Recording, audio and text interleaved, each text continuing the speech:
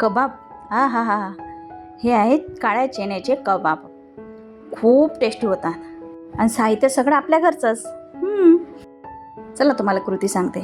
मिक्सरच्या भांड्यात जिरे टाकले, 4 मिरच्या, लसूण, आलं आणि कोथिंबीर भरपूर प्रमाणात घ्या आणि कांदा.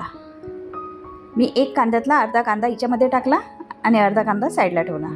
आणि चणे हे बॉईल केलेले आहेत 5-6 शिट्ट्या घेऊन आणि मिक्सरला लावलं आहे. बघा, सारण हे आबडधोबड असलं तरी चालते, बारीक असलं तरी चालते. आता ते आपण काढून घेऊयात मिक्सरच्या भांड्यामधनं. आता याच्यात आपल्याला बाकीचे मसाले पण टाकायचे आहेत. बघा, त्याच्या पहिले आपल्याला बटाटा हा खिसून घ्यायचा आहे किंवा बारीक कूच करून टाकला तरी चालेल. आणि तो पण त्याच्यामध्ये मिक्स करून घ्यायचा आहे.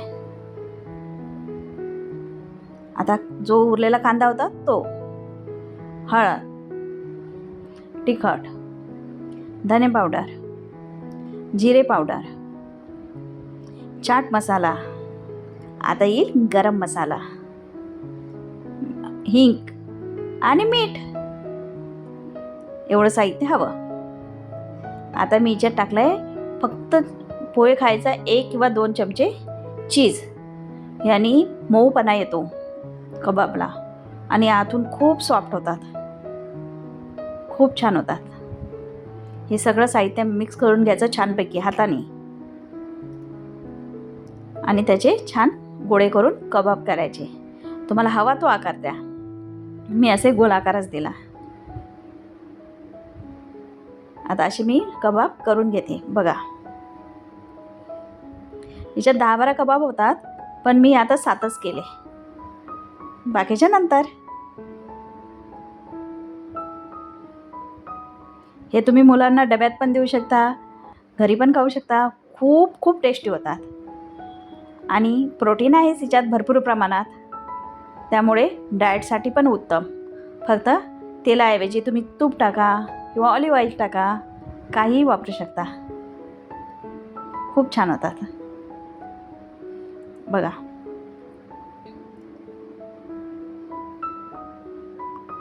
आता पॅन घ्यायचं, त्याच्यावर तेल टाकायचं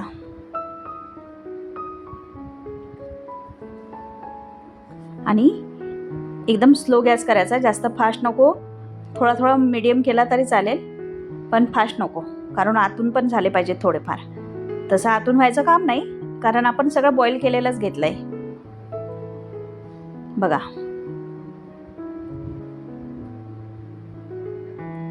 खूप मऊ होतात आणि खूप छान लागतात, खूप टेस्टी. बघा,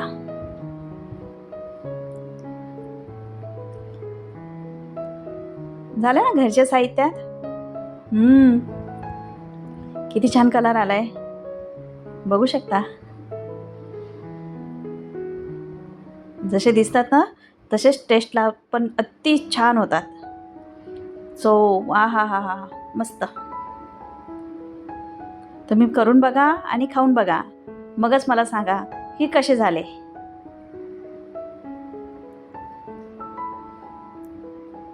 याच्यासोबत तुम्ही चटणी, सॉस काही घेऊ शकता. मी तीच पुदिन्याची चटणी केली होती ना, दह्याची, तीच केली पुन्हा आणि त्याच्यासोबतच घेतले खायला. झाले किंवा आपले कबाब तयार. या खायला. चला, लाईक करा, शेअर करा, कमेंट करा आणि हां, नवीन असाल तर सबस्क्राईब करायला विसरू नका बरं का. आणि कबाब कसे झाले हे नक्की सांगा. व्हिडिओ पूर्ण बघितल्याबद्दल खूप खूप आभारी आहे. धन्यवाद. चला, पुन्हा भेटूया नवीन व्हिडिओसोबत. तोपर्यंत बाय.